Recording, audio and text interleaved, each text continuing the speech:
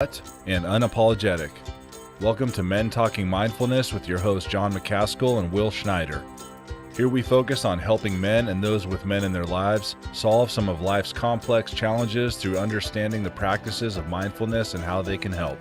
Each episode is in an environment free of judgment and criticism, with a focus on authenticity and inner peace. Let's dig in.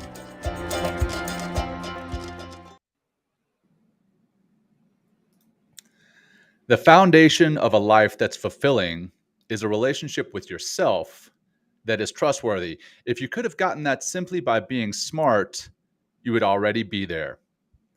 That's a quote from Jay Field's website, our guest today. Welcome to the Men Talking Mindfulness podcast, a show and podcast where I, John McCaskill in Colorado Springs, along with my brilliant co-host and brother from another mother, Will Schneider in New York City, do our best to demystify mindfulness and all things related to mindfulness. We're excited to have you with us today as we discuss creating emotional stability with educator, coach, and author Jay Fields. But before we get into that, I'm going to turn it over to my co-host, Will, my brother from another mother, for announcements and such. Will, how are you, brother? Thank you. I'm great. Just want to say hello to you, John. Hello to everybody out there that's watching us live and anyone that's listening on podcast later on. Great to be here. Couple announcements. We have our MTM summer merch sale going on right now until July 31st. So add to your MTM merch collection or start one today. This sale includes 5 different colors of men's and women's tees, new tank tops, 3 different styles of trucker hats, and I'm excited for this one, John, a new limited edition custom designed Super MTM t-shirt. We dropped the prices too so that you could buy more of your favorite MTM merch or get one for a friend or family member. So head over to mentalkingmindfulness.com/merch today. And we really thank you for your support. Once again, that's mentalkingmindfulness.com/merch and get your merch. And sale ends July 31st. Also, if you want to escape all the noise and join us for our first Mindfulness Adventure Retreat in scenic Durango, Colorado on September 16th to the 19th, please join us. Our early bird savings ends on this Monday, July 18th. We have limited space available, and as of today, we have sold nearly half of our spots that are available. So if you're thinking about it, get off the fence and sign up at mentalkingmindfulness.com/retreat. And that's our announcements. And I'm going to talk about our brilliant, there she is. There's Jay Fields. We just brought her up onto the screen. Jay, thank you so much for being here with us. And I'm thrilled. I'm really looking forward to this. Yeah, I am too. God, the more I've dug into your work and actually did your course, the more I've gotten excited about our conversation today. But first, Jay's bio for everybody out there. Jay Fields she has her master's, is an MA, is an educator, coach, author who has taught the principles of embodied social, emotional, and relational intelligence to individuals and organizations for 20 years. Her approach to helping people have their own back at work and in their life is grounded, playful, empathic, and intelligent. Jay received her PA, her Bachelor's of Arts, right, in psychosocial health and human movement from the College of William and Mary, and her Master's of Integral Transformative Education from Prescott College. She is the author of the LinkedIn learning courses. There's 2 of them: Managing Your Emotions at Work and Practices for Regulating Your Nervous System and Reducing Stress. When not working with clients or facilitating trainings, you can find Jay riding her motorcycle with her sweetie in the mountains outside of Ojai, California, where she lives. Jay, thank you again for joining us today. We're going to go into our grounding practice with John. I can always use this grounding practice, John. I don't know what it is. I get really amped up before the show. Yeah. And here we are. I know, right? And we do a little movement, right? That's one thing. I got to say right away from your LinkedIn learning course, Jay, you had, and you just did it. You just did it right here on the air, shaking it off, right? So just kind of like, an animal that gets hit by a car, they get off the ground and they just kind of shake it out. Remember, we learned this from Dr. Rob, John. Okay. Anyway, sorry, I'll let go, John, and you can do the grounding practice. Well, one, Will, I love how excited you are. That shows you are, you love this show, you love what we're doing, and you love having Jay here with us. So that's great. And Jay, I saw you off camera doing exactly what we're talking about. So you practice what you preach. So that's fantastic. I'm Great to have trying. you here. Yeah. All right. So with that, we're going to try to practice what we preach. We preach mindfulness and meditation, and we'd like to kick the show off with a grounding practice, wrap the show up with a grounding practice. So let's do just that. So if you're listening and it's safe to do so, go ahead and close your eyes. If you're comfortable doing so, close your eyes. If you're watching and it's not safe to do so, or you're not comfortable doing so, please keep your eye.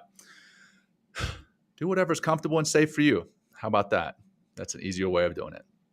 Get into that comfortable position, whatever that may look like for you, in your place, in your space, in your time. And let's just bring our attention to our breath, intentionally bringing that attention to our breath and the physical aspects of your breath. Your breath is yours and yours alone. It is with you all day long, all night long, with you all the time. Pay attention to each physical aspect. The inhalation, notice where the air is entering your body. The exhalation, notice where the air is leaving your body. Notice how the air feels as it enters your body and how it feels as it leaves.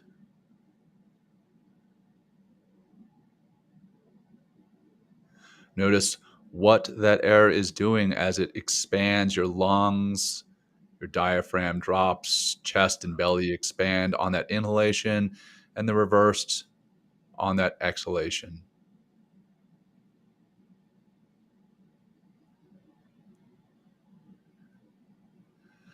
And just sit in silence and peace for a few moments.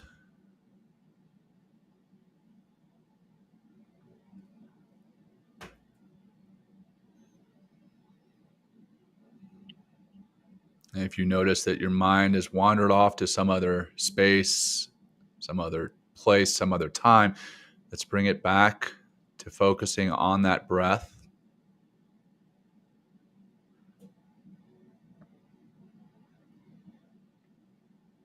And now expand your awareness to your whole physical being and note what it is you're feeling physically.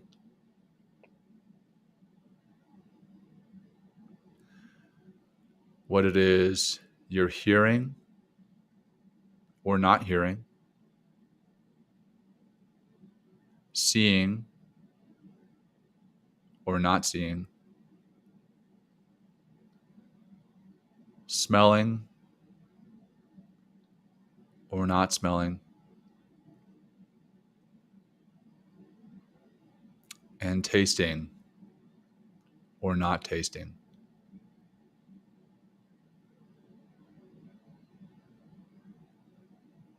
And from those physical sensations, let's go inward to the emotional side. How are you feeling?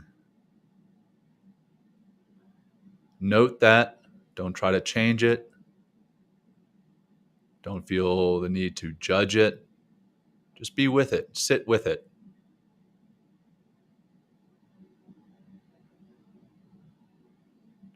And we'll close with 2 deep cleansing breaths together. Begin by breathing out as much air as you can, bringing your navel to your spine.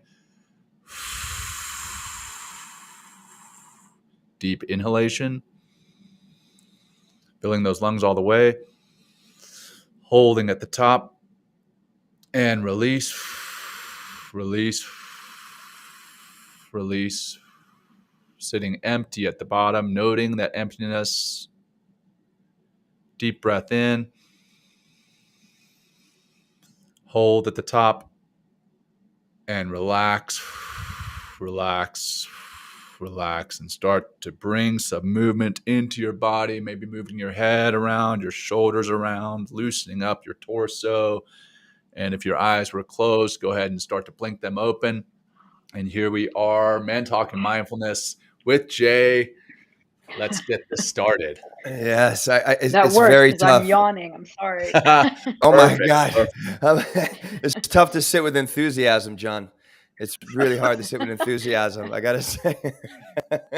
Well, again, thanks, Jay, for being here. Let's just kick it off with, you describe yourself as a somatic coach. What is that? And then how did you get into this work? Yeah, so soma comes from the Greek word body, or is the Greek word for body. So somatic means working with the body. Obviously, also the whole person. So the mind, the emotions, the spirit, all of that. So that's the integral approach that you mentioned in my master's degree. And my journey started as a yoga teacher, actually, same as you, back in 1999. I started teaching yoga. I was also teaching rock climbing at the time. I was in college at William and Mary, and I was fascinated by how those two practices of yoga and rock climbing changed my psychological uh, well-being. Like when I was doing those, I felt like a different human being. And so I asked to make my own major and study what I made up as psychosocial health and human movement, which back in 1999, like that mind body connection wasn't real mainstream yet. But that's essentially what I studied, was how do we use our connection to our body in the present moment as a way of being able to access preventative psychological to be able to work with people in a health space, like before they get dysregulated or before they get into a really negative space. So my 20s was pretty much spent between a yoga studio teaching yoga, or out in the backcountry teaching rock climbing, or taking adjudicated youth into the wilderness. And over time, really seeing where those two pieces came together, I started to then study more of trauma-informed work.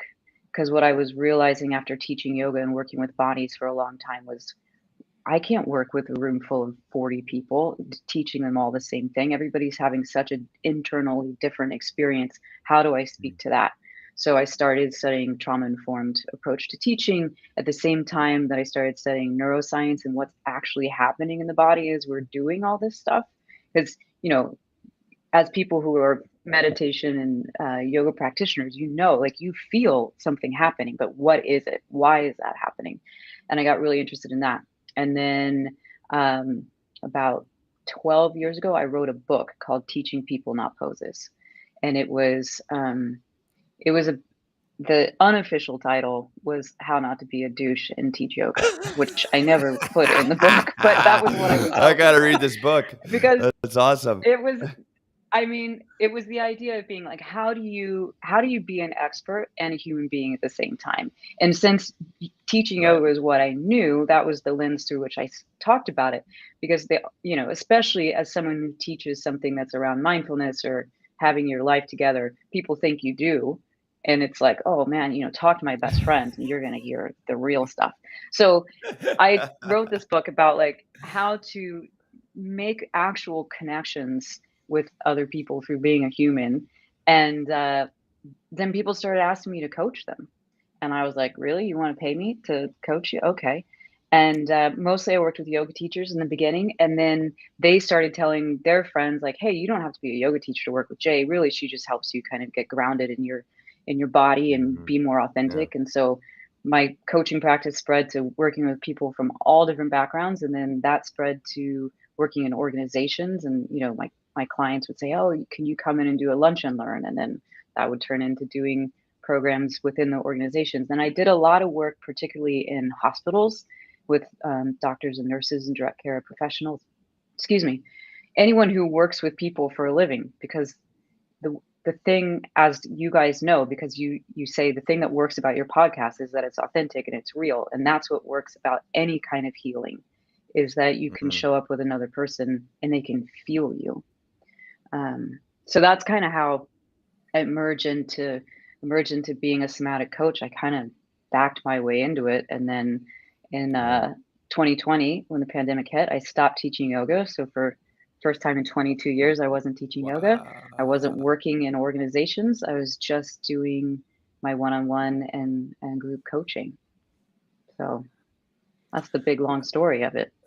Well, Will could attest to, you know, the fact that here on the show I somewhat look like I have my life together, but when he visited my house in Colorado Springs with my 3 children, that it is complete chaos. As a matter of fact, we have a little doormat outside our front door that says, you know, I hope you like animals because welcome to the zoo. Because it's complete chaos. But a lot of us are like that, right? Like we present this professional persona, if you will, and the true selves sometimes are not the exact same thing. And it's important to understand, if you're getting coaching, you're getting training from someone, knowing that they're a human being is very important. And that's what we try to, you know, put forth here in the show, is that authenticity and that vulnerability. So I love that you're doing that, Jay. It's very important to be able to connect with your people and connect with coach.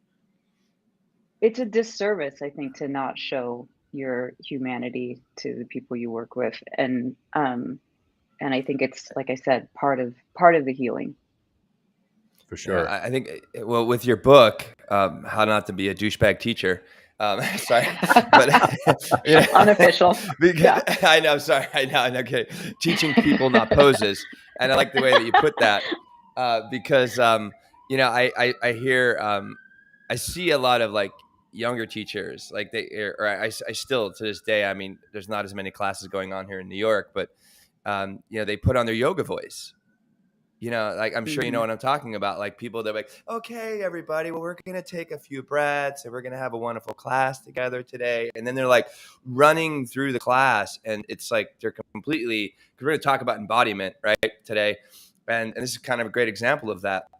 You know, and they kind of get into this airy fairy kind of like, you know, trying to sound mystical and profound kind of voice as when they're teaching a yoga class, and it just it lacks a lot of a deeper connection. Whereas, like, I've had a big shift. That actually is one of the principles I wrote. 10 principles for teaching yoga with integrity. One of them was use your voice, not the airy-fairy voice. Exactly. And I feel, right. And I feel that people, you know, they do that just because they're scared. Or a lot of people, you know, I mean, all the 3 of us have been teaching for quite a while now. It's like, it takes a while to kind of get into, you know, like, okay, I don't care. I mean, that's, I think, one of the reasons we say raw, uncut, unapologetic, because we just try to make this as authentic and vulnerable as possible. And that, and those 2 qualities right there, regardless whether they're doing the show or I'm teaching a class, or John, you're probably feeling when you're running workshops somewhere, it's like, it just provides so much forgiveness, you know, from your students. But also, you know, I've heard my students, like, you know, when I screw up in class, and I'll even flat out admit that I was like, oh my God, like, that was a disaster. Let's go back and do that again. You know, and people will be like, they'll tell me, like, thank you for that. Because in those moments, you know, in that moment, like, I was able to let go of me being inauthentic, or me, you know, trying to be perfect in class or something like that. So, you know, I really love how you kind of did back your way into it, but you're kind of like teaching, you know, some of the same, you know, principles in this, but like to a broader audience instead of just like yoga teachers. So brilliant. Absolutely. And that was part of what I loved about that. What I loved about teaching yoga was teaching people who would never show up in a yoga room, you know, because I love the idea of, like, give this a shot. And if we don't come at it from a super woo-woo out there way, like, I think you'll dig it. And then translating that into a wider audience. That when I did the LinkedIn learning courses, you know, that was really specifically for professionals in the workplace. And it's all the same principles. And everybody, I think every human person in a body needs this stuff. And it's like, if you can find a way to deliver it that people can hear it, that's the way to go. Why don't we jump into, I would love you to make the distinction between embodied awareness and like conceptual awareness. I think that would be a good place. Is that am I getting the terms right that you use? Yeah. Right. Yeah. I think that'd be a really good place to start, because that'll just kind of take us into deeper into the work that was on, that you do. Perfect. That is, I got to say, like this LinkedIn learning course, I really would love everybody that's listening, take the 53 minutes or whatever it is and take that. I know you have 2 courses, but the one on managing emotions at work was so beautifully done, Jay. And so please take us to that distinction. I think it'd be a great way to start. You couldn't have started with a better question. So the difference between conceptual self-awareness and embodied self-awareness. Conceptual self-awareness is the self thinking about the self. So it's what we do in our head. It's the story we tell about what's happening as it's happening, or, we anticipate the future, we ruminate about the past, we analyze, we try and make sense of things. And most of us who would say we are self-aware people are talking about this. We're talking about, we understand how we work because we think about it a lot. Embodied self-awareness is the self experiencing the self. So it's things like, right now, can you feel the parts of your body that touch the chair that you're sitting on? Are you aware? Are you cool or are you warm? Can you feel how your breath is moving? Are you aware of the energy? Are you low energy? Are you high energy? It's what you are actually experiencing in your body. So one of the main differences is conceptual self-awareness is past or future. Embodied self-awareness is present moment. And one is not better than the other. They're different.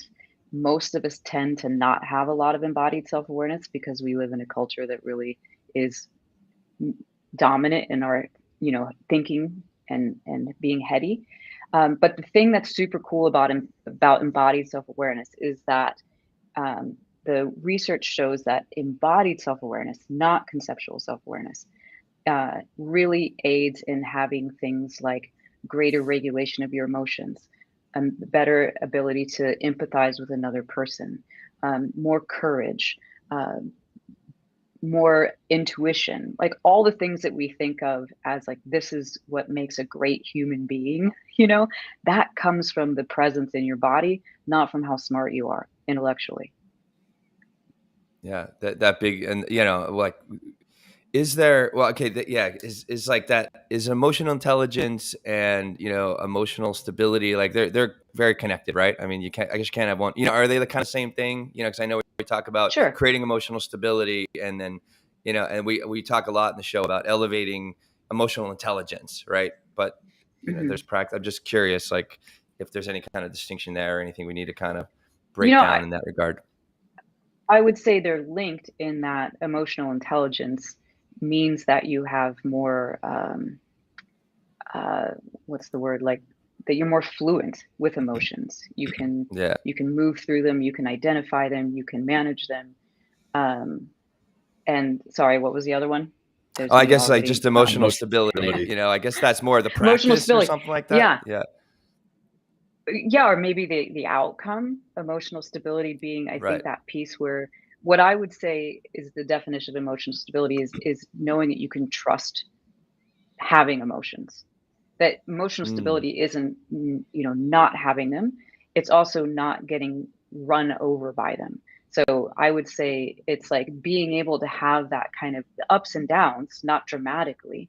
Stability doesn't mean even keel.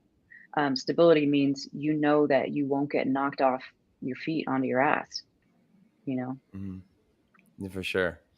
Yeah, it's like I know there's a lot of talk about how mindfulness and Stoicism, there's a lot of overlap there, and I actually kick back on that and push back on that and say that a lot of Stoics want to have that, what you mentioned, like being even keel and not really having emotions, not displaying emotions, not getting happy, not getting sad, not getting angry. Right.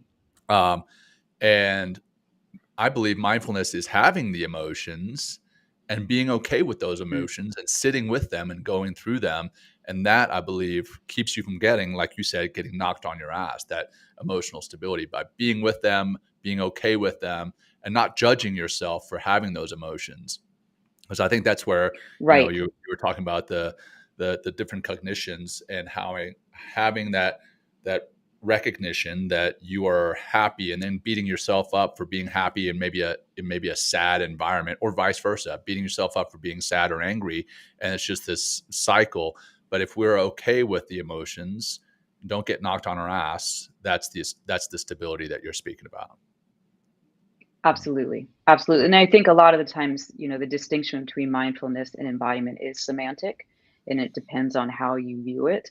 But I do think, old school or traditional thoughts of mindfulness is that it is that kind of even keel. And it's not a place where I'll often ask people, think of someone who you would you say is mindful, and can you feel that person? Because sometimes really quote unquote mindful people are fairly, there's like this veneer of just, I'm quiet and calm, but you're not like the way you can feel a kid. You're around a kid and they're full of life and you can sense connection. And Right. so I think, depending on how you're learning mindfulness, you can be taught unknowingly to disconnect, or you can be taught to connect. And I think Right. that's where the added piece of like the embodiment can add some skills around connecting and accepting and riding those emotional experiences. With being with our emotions, it's really, I mean, we're emotional beings at our core, right? I mean, and maybe we can just kind of unpack and talk about that. And if when we begin to develop this emotional literacy and begin to embody our emotions, we, instead of being overcome, by these sometimes incredibly, rich and, off-putting emotional states, or like kind of really can shift the way that we're doing everything, thinking, feeling, our actions. When we can take a breath, kind of shake it off, have some tools, which we'll talk about later, today as well, and really be felt. And one thing, as I was moving through your course, Jay, is, the first part is really creating that awareness. And you talk about like how do we get down, like you say, getting down to the level of our nervous system. What does it take to kind of to get there? Because I mean, that's kind of, so we have the ideas, we have the concepts of like, a conscious self-awareness and embodied self-awareness, or conceptual self-awareness and embodied self-awareness, which is great. But then how do we get into that level of the nervous system, and kind of how does that help us to unlock and become more emotionally stable and more fluid, kind of in the world, Well, as you say that, what I think of is like, to your listeners, think about your typical day. Most of you are probably, sitting at computers, or you're in meetings, or, you're working with clients in such a way where the focus is really on other people and producing some kind of outcome. You might find yourself like realizing after a few hours, oh my God, I have to pee so bad because I haven't been present at all enough to, or I'm so hungry. Or like my partner does it all the time where he's working through the day. I'm like, have you eaten lunch? He's like, oh no, it's 4 o'clock, didn't even notice that the time went by and he hadn't eaten. It wasn't he was hungry, right? I think you may have listened to my Or you go, conversation yesterday with my wife. I literally got home yesterday. I was Yeah. like, you know what, babe? I sat down on my computer yesterday morning and didn't get back up until 4 o'clock. And Yeah, I teach movement, I teach mindfulness, and I was like, right? and I feel terrible. I didn't get up to eat. Yeah, I didn't get up to pee. I was like, what in the world have I been doing? So I think you may have been listening exactly. to our Yeah, conversation. yeah. And you get into this like tunnel vision where everything is a little foggy, but you're like hyper focused on this one thing in front of you. Yeah. And then you might go out and like go for a run, or you might go pick up basketball and play with your kids or something. But even that doesn't necessarily mean you're present in your body. You might be moving your body, but Mm. it's different than being actually present in your body. And so what I would say is like the very beginning part of just shifting towards more embodied self-awareness is interrupt your day with little practices of like, can I feel my feet on the ground right now? Mm. Um, the shaking thing, like just get up and shake your body. Something as tiny but significant as look around the room you're in. Take your eyes Mm. off of whatever it is you're focusing on. Move your head and your neck, because that helps to stimulate the vagus nerve. Take in colors, take in shapes, and add in those little pieces that are just like 15 seconds of remembering that you have a body. Do I have to pee? Am I thirsty? And what I Yeah. tell my clients all the time is layer that, like, so that's a practice, right? A practice of checking with your body. Layer those practices, which means if you already make 3 cups of coffee a day, when you go pour your coffee, there's 3 opportunities for you to feel your feet on the ground, or Mm. hopefully you brush your teeth at least once or twice a day, right? Like when you're brushing your teeth, practice looking around the room and look for 5 colors or 5 things that are blue. Things Mm. that get you out of your freaking head, right? It's like little pieces of just um, change the channel for 15 Yeah. seconds. Well, this is called orienting, right? Is that correct? Yeah, good, Yeah. good student. Yeah, Well he's done. I'm he's a yes, I great am. I am student. a very good. Quick study. Yeah. Very quick study.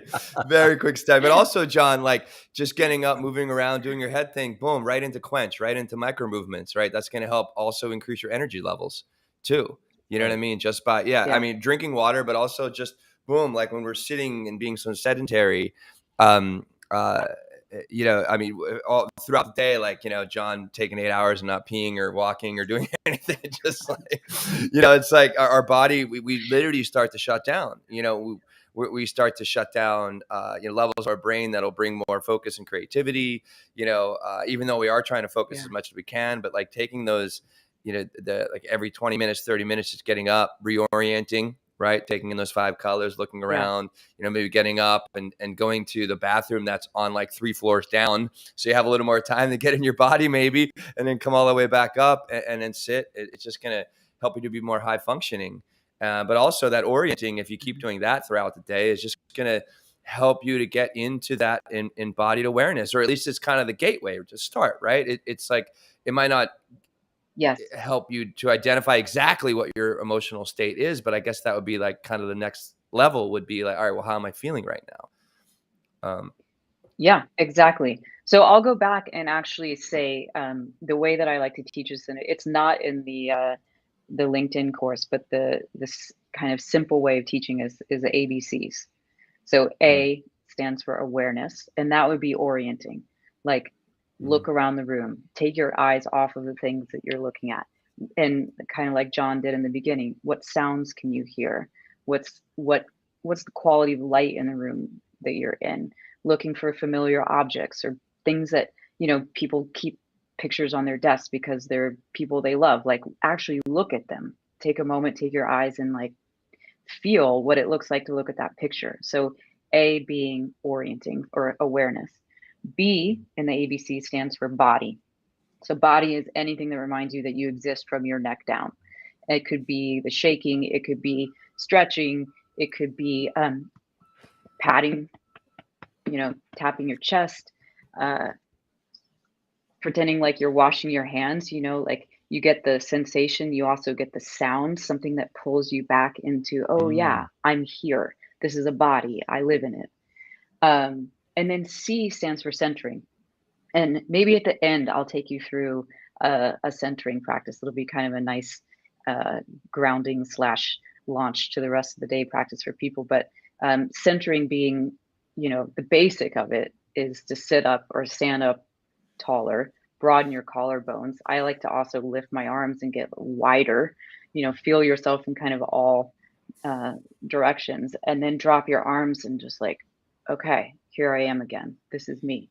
So all 3 of those things, ABCs, if you pick one of them, takes seconds. If you mm, do that 40 times a day, guess what? Mm. You're more embodied, like automatically. So what I like about the embodied practices is that they're not the things that are like 15, 20, 30 minutes a day. They're the things that are like 15, 30 seconds at a time to mm, reestablish a connection to I'm in a body, move on. Because when you do that, you're getting that embodied self-awareness, which is lighting up the different parts of your brain that help you Mm. more critically think, be more emotionally resonant, all of that stuff that like brings the fullness of you back into whatever thing you're doing and is ultimately going to make it better. How do you, because this is all really great information, and I enjoy doing these things, and just I don't really have the names for it, but like I'm always reorienting, I guess. Maybe that's why I always do my little antics, John, before the show. Exactly. I just thought of that. And Like, oh, he's walking through his space. exactly. Now he's going to use that But excuse, John. Exactly. That's what I was just about to say. Thanks. I'm orienting, John. That's what I'm going to say. Jay, you just gave me a perfect segue for all my bullshit before the show. You're welcome. But what if somebody, how do we make this a practice? Like, what is, how do we begin to remind ourselves in order to reorient to ground or center? So set a timer on your phone or on your computer to go off randomly throughout the day, and anytime it goes off, that's your cue to do one of those ABCs.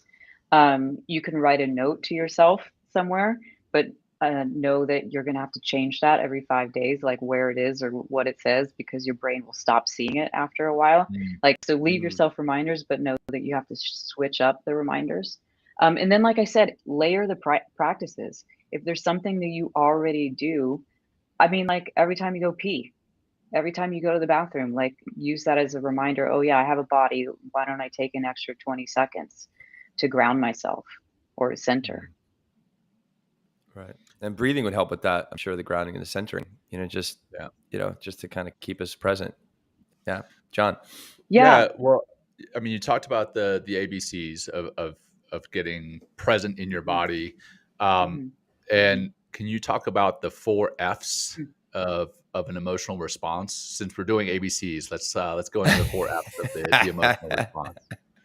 Could I just the 4 F's? The 4 F's. This reminds me. This is got it. Sorry. This is let me just say, I had this. I have 2 brothers, so there's 3 of us, and my one of my dad's best friends, and we'd go vacation with him every year. And the one day we walk up the steps, the 3 of us together, and my dad's friend goes, "Oh, look at the Off brothers." And I was like, they're like, what? He goes, yeah, jerk, check, and fuck. It just anyway, sorry. I don't know how we got here. How did we get to this? I don't know either. You know what? Anyway, it fits with the 4 F's. 3 F's, 4 F's. Close. Right. Okay. I'm sorry. Yeah. That reminded. It's good. Yeah. Anyway. Well, thanks, John. You said that, and I was like, oh, what's that? And then I realized that's another one of those ones like, oh yeah, I wrote that. You wrote that. Yeah, you did write that. You did write that. Got it. So the 4 F's. This is what I found over years of actually, being in my own body and watching myself with this, but also working with other people. So when we have an emotion, most people have one of 3, I would say, common responses. The 4th one's the not common one. So the first one is figure it out. If I'm suddenly feeling an emotion, my brain tells me, oh, if I can figure out why this is happening, I can make it stop. So this is where that conceptual self-awareness can come in and kind of get you stuck in rumination, right? Like you feel something intense, you're sad maybe, and instead of feeling the sadness, you think about it. Well, why am I sad? What, who made this starting to happen? And when did that, all that, thinking about it. You're not actually feeling the feeling. You're trying to figure it out. So that's 1 F, figure it out. 2nd F is fix it.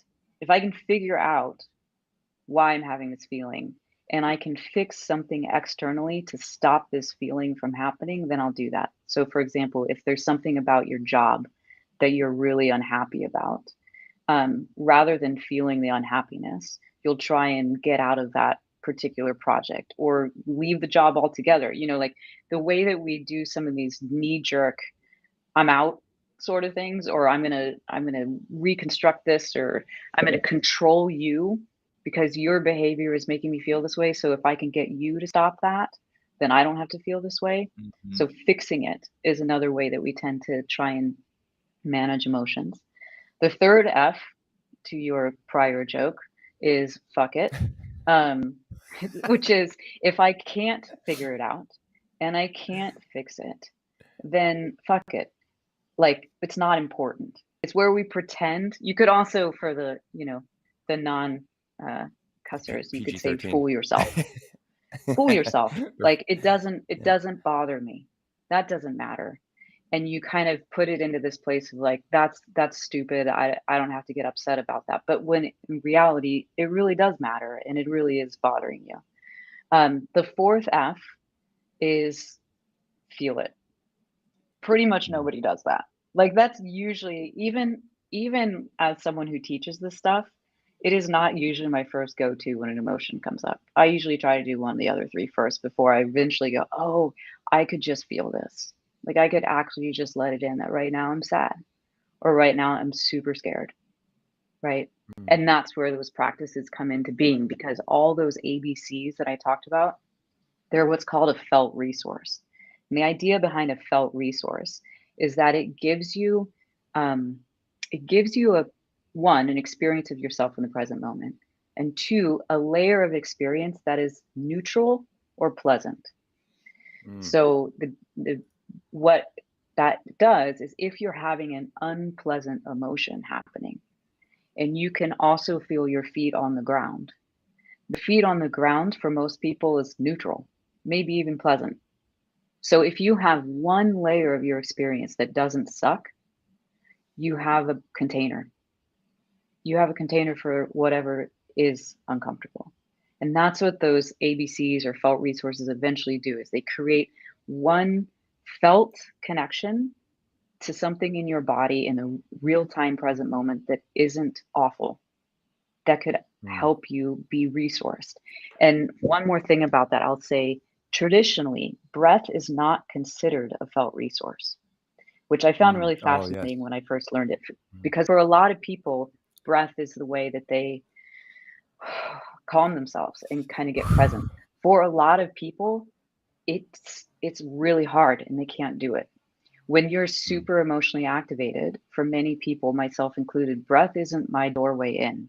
Breath makes it harder for me to, like, if I try and take a deep breath and I can't, then I feel even more anxious. Like, shit, it must be really bad if I can't breathe. Wow. Right? But the natural consequence of any of those other practices, like feel your feet on the ground or shake or look around the room, the natural consequence of those is that you do tend to start breathing again. So for any of your listeners who have forever and ever been like, man, breathing is really hard way for me to get present, then try one of the other ways, because it will help you get to the breath without it feeling like you're hitting a brick wall. Nice. Yeah, that's a good one, because I mean, one of the things that I do is I teach first responders, service members, the breathing techniques, and a lot of the time they're like, well, I'm on the street and I've just stopped someone on a stop, and I'm walking up to the vehicle, and I don't have a chance to take that breath. But if they have that chance just to get present in their body, feel their feet on the ground, that can help them get to that breath eventually. But in the meantime, it helps them get them centered in the here and now. So I like that. I'm gonna start using that. Yeah, cool. Yeah. Great. Well, I know that we have an exercise you're going to work us through, Jay, which I'm excited. But I thought before we jumped into that, I have a question here. Is like, how important is self-empathy to developing emotional stability? Massively. Okay. Massively. What does that look like? And I would say that would be kind of the end part. If I was going to take you through those practices I was telling you about, self-empathy is the last one I was going to mention, but I can mention it here. And that being, back to John's whatever you want to point. do, Jay. Whatever you want to do. Yeah, but go Well, ahead. I'll do a little point here and then come back to it. But to John's point, Great. part of being with emotions is accepting them. And accepting it doesn't mean you like it. Accepting it doesn't mean you want it. Accepting it means you acknowledge that it's here and you can understand why it's there. And what the research in neuroscience tells us is that the more you can give yourself emotional resonance, meaning saying, I feel sad, for example, and it makes sense to me that I'm sad. And of course I'm sad. The more you can do that, the better you can regulate your emotions because it helps to integrate your brain. If you're trying to tell yourself, what a pussy for feeling that way, or you shouldn't feel that way, or if you weren't so sensitive, you wouldn't feel that way, or stop that, or, any of the things that most of us tend to do in our head when we have an uncomfortable or vulnerable experience or emotional experience, that actually keeps you in a dysregulated place in a way that it's difficult for you to not just manage, but like soothe that feeling. So Yeah. self-empathy is huge in creating the brain that you need in order to be with an emotion, really. Well, I'll So mention that one actually hack, can Jay. help. Go for it. No, Sorry. go ahead. No, I'll You mention go. one hack, and yeah, okay. Well, I'll mention one hack real quick, and then we can jump into what you're going to say next, and then please into your exercise. But I got a lot of comfort from this phrase. I don't want to feel this way. Like just by saying that, right? That's that objectification, I guess, right? In the sense of like, I'm not yes, I have feelings. I am a human being with a body. I experience feelings based on, what's happening in the environment or what's going on around me or the interactions I'm having. But just that whole like distancing yourself, right? By just saying, I don't want to feel this way. And I think even actually LinkedIn Learning, you say like when you just saying that, you kind of begin to relax or begin to at least Yeah, get more into the I would moment actually and stay say out of your head. Yeah. it's not Yep. distancing yourself, it's meeting yourself because Oh, there you go. if Yeah. this is what I always say is like if you're doing any of the behaviors that you do when you're trying to numb, whether it's Netflix or it's drinking or it's overworking or any of the things that you do when you're just like, I'm not feeling this. Your best hack to getting closer to yourself in that moment is to say, I don't want to feel this. And you don't even have to know what it is that you're trying not to feel, but saying, I don't want to feel this is actually getting behind your own eyes and getting behind your own experience because it's naming the thing that you're doing. You're trying to not feel something. And if you can say, I don't want to feel this, you're like automatically lining up in the present moment with yourself. And often what happens is the thing that you're trying not to feel like just kind of slowly emerges. It's like, oh, it like you can titrate it in as opposed to it being this tidal wave. But yeah, I love Beautiful. that as a hack. Yeah. Yeah. Well, let's jump in your exercise. And if you have, like, we usually, if you have a little extra time, that'd be great because I really want to finish this and not kind of rush through it. Yeah. Okay. Well, Well, let me and say John, it's we're not good. Yeah, go exactly ahead. an exercise. It's Okay. sorry, we have a bit of a delay. I'm not that big of an interrupter, I promise. I can be. I'm sorry. I can be sometimes. I really apologize. So it's not really an exercise. What I wanted to share with your listeners is a little bit of like a flow. I want to give a model, reiterate a practice, a question, and a mantra. So people can see kind of the way it all works when the emotion comes on. So the model is the hand model of the brain. And I wish I could claim this as my own, but this one I didn't write, John. This is Dan Siegel. He's a clinical professor of psychology at UCLA. He's the ED of Mindsight Institute. He's an author of amazing books. I recommend all of them. And the hand model of the brain is this. Imagine if you put your make a fist, not like you were going to punch something because in this one, your thumb is on the inside of your hand. So make a fist with your thumb on the inside of your hand, and that's your brain. You can kind of see it if you look at it. And in that model, your forearm is your spinal cord. The base of your palm is your brain stem. So that's the part of your brain that's the oldest part of the brain, the lizard brain. Part of it is that it's about like fight, flight, freeze, stress response.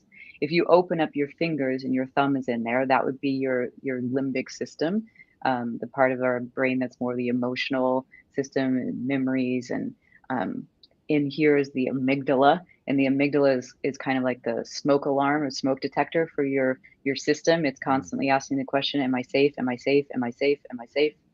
That's there in the center. And then if you wrap your fingers back over again, that's your cortex. That's the part of your brain that is like up on your forehead that makes us uniquely human. It's the most evolved part of us, where we can communicate from, and we have creativity and spirituality, all these things that make us uniquely human. So you've got this integrated brain there, where all three of those parts are working in concert together, kind of checks and balances system. What happens when you have an emotional trigger is that you flip your lid. And this is where the geek in me totally loves this. You flip your lid, the part of your brain that makes you uniquely human and capable of having a rational conversation with somebody, gone out the window.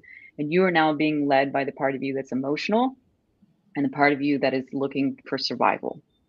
Not an awesome part to be speaking to your spouse from, or your kids from, or your boss, or your teammates, right? This is the place where you're not your best self. So I like this model because it's so simple, and I've had clients teach it to their 3-year-olds and they get it. It's like, I'm having a feeling, my lid's about to flip, I need to do something. Or, you're feeling the the lid is chattering, or it's already gone. And that's when you go to a practice. You go to one of the ABCs. So you say, I can feel that I'm about to flip my lid. I'm going to ground myself. I'm going to go in the other room. I'm going to shake where nobody can see me.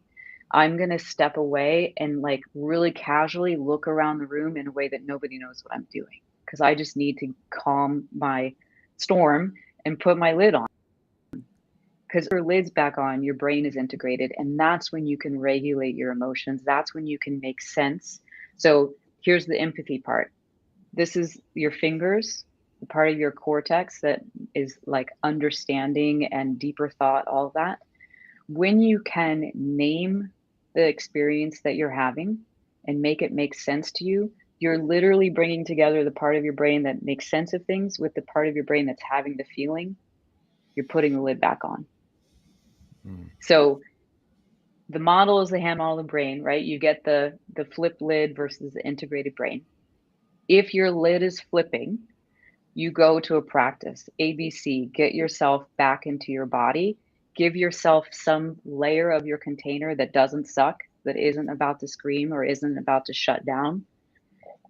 And then ask yourself the question, what are the sensations in my body tell me about the feeling I'm having? And that's the naming it. In fact, Dan Siegel, the guy who came up with this hand model of the brain, he calls that part name it to tame it, because it's literally what it does. You can name the feeling, you can help to bring, it's not going to go away, but you can bring it down a couple notches so you can get a hold of yourself. Or again, as my fiance says, we calm your storm, right? Get to the place where you're a little bit more together. And then the final part would be, and this is the part I'm calling the mantra, the shortcut to empathy. This comes from Sarah Payton, who's a neuroscience educator and author. The shortcut is, of course I feel this way. Not you're stupid for feeling this way. You shouldn't feel this way. Don't feel this way. Don't let anybody know you feel this way. All the stuff we do. Instead, the two words, of course. Of course this is here. I just locked myself out of my car and I'm late for my meeting and I'm pissed. Of course I'm pissed. That makes sense, right? It makes sense because I value my job. I respect my colleagues. I don't want to do anything that's going to, if you can put it in context, suddenly the emotion is congruent, not dissonant. Our brains hate dissonance. It's like one of the examples someone gave me a long time ago is if you were a great baseball player and you're playing on your home team and you knock it out of the park and the entire crowd boos. It's like, what? It makes you crazy. You do that enough times. Yeah. Your hometown booing you for knocking out of the park happens enough times, you go a little crazy and you don't trust that anymore. Same thing with your emotions. If every time you have an emotion and you do something dissonant that's not soothing and not kind, you will stop trusting your emotions and stop trusting your capacity to be with them. Wow. So, yeah, does that make sense? It makes total sense. Yeah. And, I find myself doing a lot of what you just mentioned, not the good side of what you just mentioned, a lot of the negative side of what you just mentioned, quite often. And again,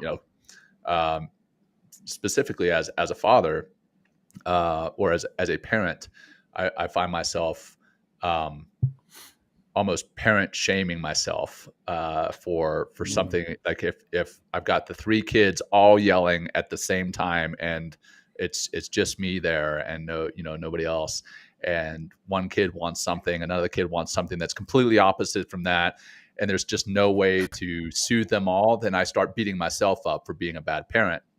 But Of course, I'm going to start logical. using the of course I feel like this, Right. Yeah. Right, of course and I be okay wanna with it. scream and run out of the room. Like, that's a Sometimes I that's a do. reasonable. Exactly. Yeah, and I think that is, like, the most generous way of accepting yourself. Is it doesn't mean you like it, and it doesn't mean you're giving yourself permission to act on it. It means you're giving yourself permission to have that feeling. Because Right. God Right. knows we have feelings that we would never say out loud, but that doesn't Mhm. mean that they aren't real in our system, to our body, to our nervous system, and making Mhm. them resonant and not dissonant will actually help you stay calm. Right. Yeah. Right. And be a human being. Like, we're human.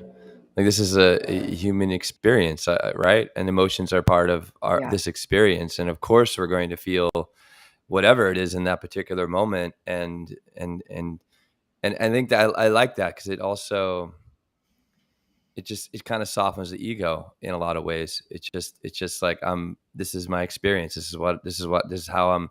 And instead of being overcome, right, we can pick another path, or make a different choice, which yeah. which is exactly what we're trying to Yeah, do or here. being Yeah. disconnected from yourself. I think that's that piece. It's like, all these Mm, practices are about more connection with yourself so you can have more connection with others. Because if you're trying to be disconnected from your inner reality and your inner world, but then have a deep connection with your spouse or your kid, good luck. mm, There mm, you're not there. Right. There's a mm, facade of you there, but I think, and that's the piece that I would just say in terms of these practices and what you can learn in the LinkedIn learning courses. They're the foundation. They're the like mm, bedrock for then how do you show up differently in your relationships. The work that I do in my coaching practice is all about relationships.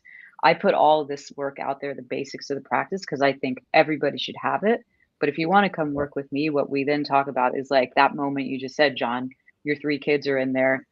They're all going in 3 different directions and you want to just go out of your mind. What do you do? Or like how do you how do you go from having a strong emotion to then being able to speak from your own experience to a spouse and say like, hey, this is really bothering me. We need to talk.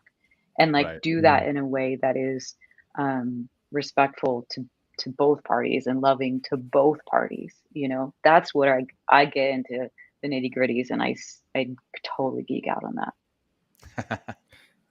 I think one last thing to put a kind of bow around all of this. Like, if so, I'm doing this work. I've been working with you, Jay, say, right, and you've been coaching me, and I've been showing up and doing the practices, and embodying and becoming more emotionally aware, and creating more emotional literacy. Um, how do I know that it's having an impact in my life? Like, where does it, how does it, what are some things that your experience with your students? Like, how do you know the work is really making a difference, if you will? Great question. Lots of ways, but there's two succinct ways I'll say is one, your insides match your outsides. You're no longer showing one thing and feeling something else inside. Mm. And linked to that would be you like who you are when you're with other Oh, people. that's You have a beautiful. good experience of yourself. Because when you don't know Mm. how to feel your feelings or manage your emotions, there's all sorts of stuff that's broiling inside or trying to be stuffed down, and that interrupts like how you connect with people, and it doesn't feel good. So you like how you Mm. feel when you're with other people. That's how you know. Wow. Yeah, and I guess if you're not liking how you're feeling, start digging into this work.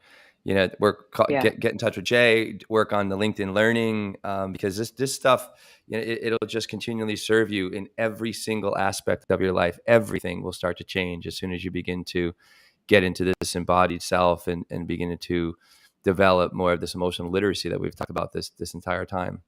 So, Yeah. thank you, Jay, for everything that all the work that you're putting in the world. Thank you for taking your time today. Because I know that this is just so helpful to anybody that's going to listen, and anybody that is out there listening, please share this with people, everybody, put it in your community, because we can all, as I think we're all seeing, we can all be more emotionally responsible, and we can show up differently if we begin to take responsibility for our emotion and our emotional life and how they affect us, and we can change that effect, or at least be with that effect and not use it to harm ourselves or other people. So Right. awesome. Do we have 20 seconds for a practice? Oh my God. Yeah, I'm sorry. Yeah, I forgot. Yeah, grounding. As much time as you have. We'll do really for real quick for real. then. Yeah. So No, back yeah, to the we our grounding ABCs. practice our grounding practice usually a couple minutes. So take as much time as you need. Like, Okay, let's really cool. bring this home. I don't need that much. Okay, thank you. All right. No worries. Bring Okay. it home. Bring it home. Yes. So Bring it back home. to the ABCs. The centering one. I said I'd come back to that. I like the practice of centering with care, because it gives you a felt experience of having an emotion. So here's how that's going to go. I actually like practicing with my eyes open, because when you need it the most, you usually have to have your eyes open. So try it with eyes open. If you want to close your eyes, you can. You can sit up a little taller or stand taller, broaden your collarbones, might even reach your arms out so you get broad that way too, and then set them back down. You might find you spontaneously take a deeper breath once you do that. And then bring your hand to your chest or to your belly, or one to both, whatever feels most comfortable. And bring to mind someone or someplace or something that genuinely makes you smile. And you'll know you found it because you will actually get like a little bit of a curl up on your lips and you'll smile. And then here's the practice.